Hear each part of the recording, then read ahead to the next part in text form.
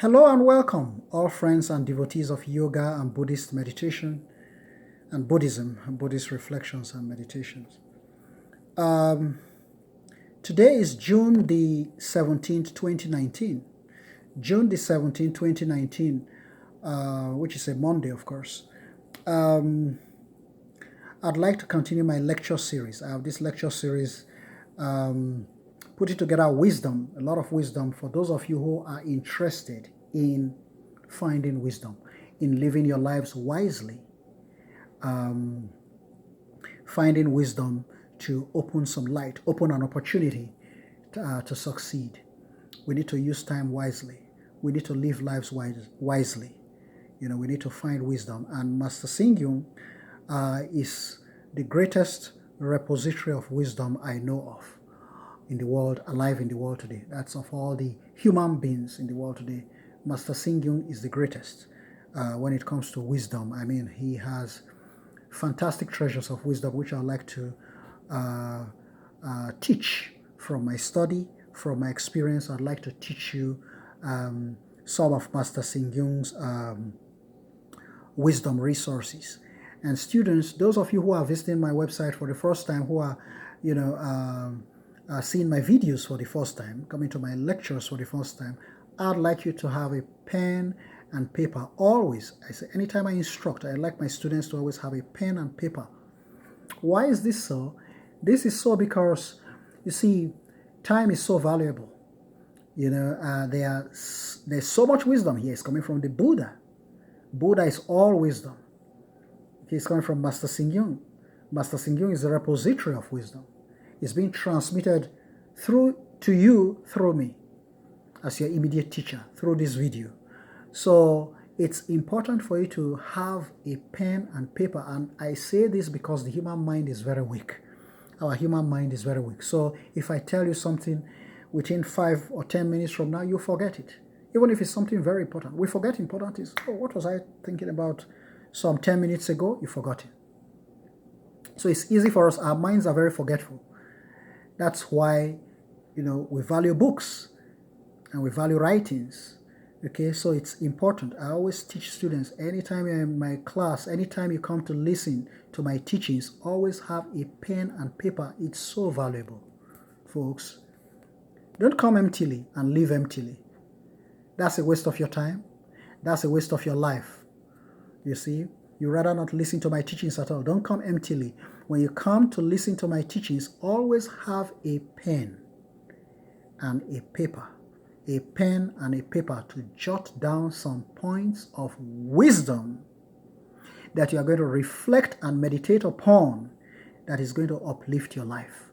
Every second of life is important. Every moment of life it is our lives. I'm living my own life. You watching my videos, you are living your life. You should be able to come to my teachings and get something out of that teaching that's going to create an opportunity for success for me. This is the whole point. They were not teaching these teachings to get you to draw back in life. Not teaching you these teachings to get you to fail in life.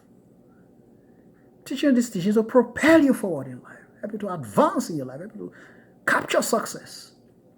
Get hold of success. Take up responsibility and succeed. Okay? This is the reason why we have these teachings. It's to propel you to success.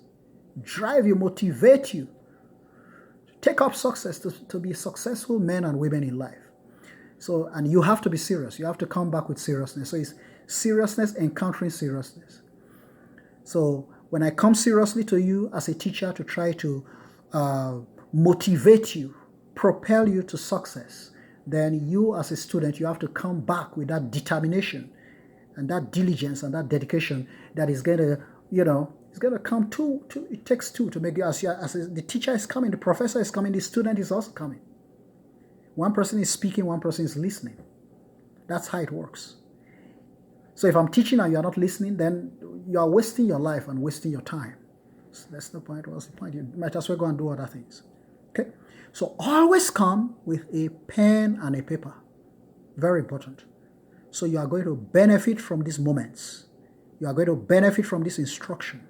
You are going to benefit from this class. And the benefit you are going to get from this class is where all your opportunities and successes are going to generate from. I gave example with planting the seeds of a tree, an orange tree. mango tree, they all start from seeds. Okay?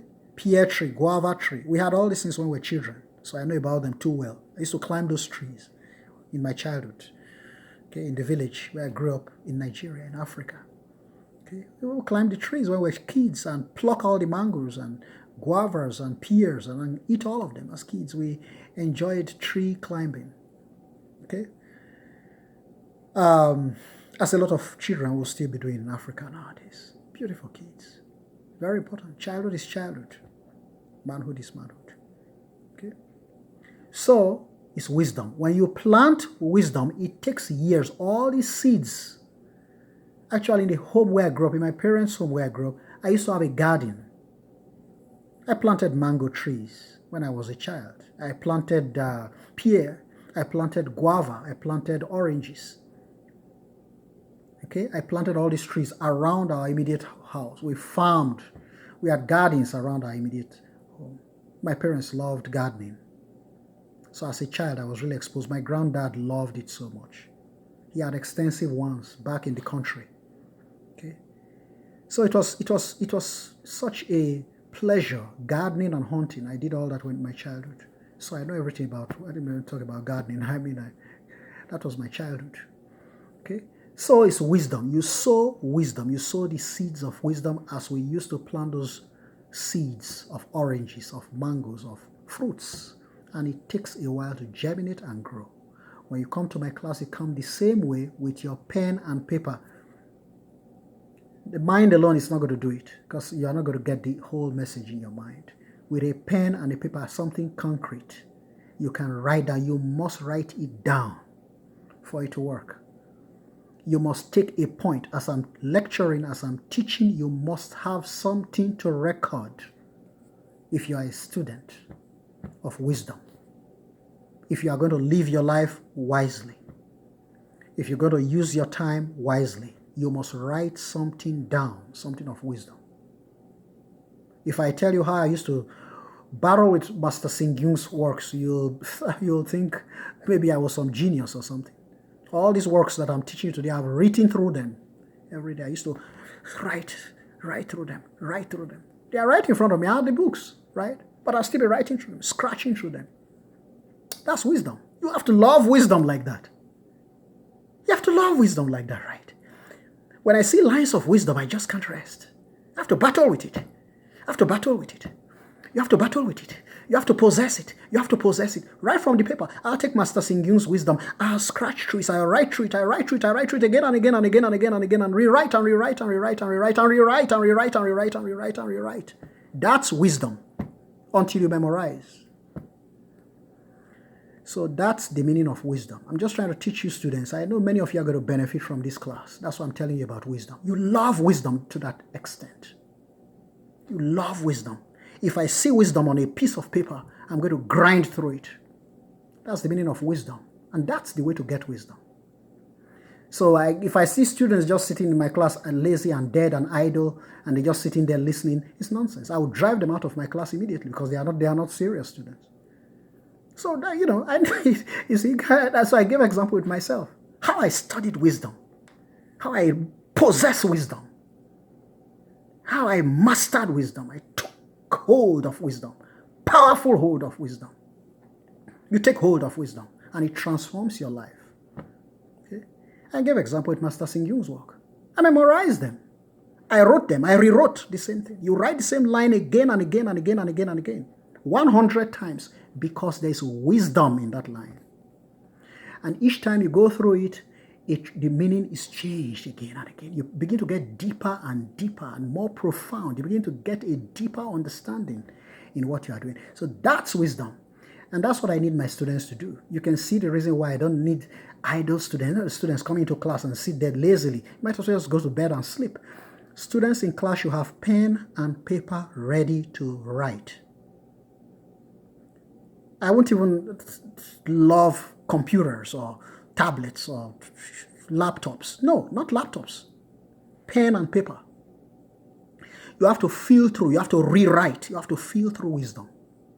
You have to feel what you are writing. You can use a laptop to be writing stuff 100 times. You won't feel through it, right? Because laptop is a publisher.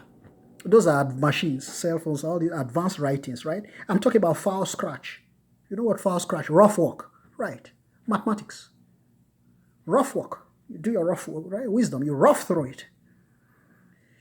You know, rough through it. A point of wisdom that makes sense to you. Profound wisdom. You go through it until you memorize. It becomes a part of you. You marry wisdom.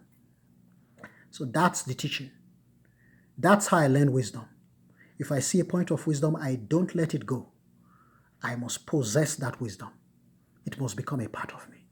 And my students, I know one or two of you are going to get it. That's exactly why I'm instructing it this way. One or two people are going to get the point. And that makes the difference. Okay? So now we proceed with Master Singyung's instructions. We seek happiness everywhere. But where is happiness? Is it in money, love, youthfulness, beauty, fame, fortune, status, or power? The truth is that a happy life is where and when we are content. I repeat. Master Singyung says, a happy life is where and when we are content, rational, helpful, and benevolent. Okay? The following are definitions of a happy life. Master Singyung is going to tell you about what a happy life is. The golden keys. Have your pen ready. Jot down the points so you can memorize them, so you can marry them, so it can become a part of you. It will help you greatly. Right? These are my instructions. Try to follow them. Be content in life. One. So in the first point, Master Singyung is the first golden key. Be content in life. Live in fortune to our karmic conditions. How do we gain joy and peace in life? Contentment is very important. For if we are not satisfied with what we have, then no matter how much money and property we own, we are only impoverished rich people, right? If we are not satisfied with what we have, then no matter how much money and property we own, we are only impoverished rich people. Okay? On the other hand, if we are content, then even if we only subsist on simple food and coarse tea, we are enriched in spirit. After a meal, the Hakka people in Taiwan will always reply to the question, are you full? With the answer, I'm content. I'm content. It is important for us to appreciate contentment. Otherwise, it will be of no use to us, even if we eat gourmet meals every day. When we are content, we are truly happy. Contentment is of prime importance in life because the joy it brings is even better than fame and fortune. 2, the second point, second golden key from Venerable Grandmaster Singyung. Study to gain reason. Study. You know what Confucius says? The greatest Chinese scholar that ever lived, Confucius. You all know about Confucius. He says, study as if unattainable. Study as if unattainable. As if fearing to lose grip. That's the greatest statement of study I've heard in my whole life. That's the way Confucius expresses how you should study. Very serious. Study as if, you see, listen carefully to the words, and maybe after that you can consult a dictionary. You study very seriously. That's what Confucius is saying. Study as if unattainable. Unattainable. You just can't attain. You just can't make it. Unattainable. Now, what Confucius is teaching, does it describe the way I studied? What I told you a few minutes ago. I studied as if unattainable. I told you I wrote the same lines over and over and over 100 times. Study as if unattainable. That's what Confucius says. As if I can't get this. I can't get this. I can't get this. And you keep going through it 100 times. That's studying as if unattainable, as if you can't attain it, you can't achieve it. You've already achieved it, but you can't achieve it. It's like a mirage. Have you seen a mirage on the road? You're driving, you see something like water in front of you. You can't get to a water, really, because it's just a reflection of the sunshine. That's a mirage. So that's what Confucius is saying. Study as if unattainable. How can I get this wisdom? Okay? As if fearing. Study with fear. As if fearing to lose grip on what you're studying. That's the greatest scholar in the whole Chinese history. Confucius, of course. Who does not know Confucius on this earth? It's like who does not know Shakespeare or something, right? Confucius was the greatest Chinese scholar that ever lived, and one of the greatest scholars that ever lived anywhere in the world. Confucius is very famous. But this is his instruction on study. You go and Google it, you go and verify that. I leave that to you, that's your research. You go and do that as a student. I memorized. And I told you, that's how I memorized it. Study, and I'm quoting his words directly. This is Ezra Pound's translation. Study as if unattainable, as if fearing to lose grip on it, period. That's exactly how Ezra Pound translated that Confucian analect. Go and verify that. Okay. So I'm just giving you examples of the seriousness of study. Seriousness, deadly seriousness on those studies.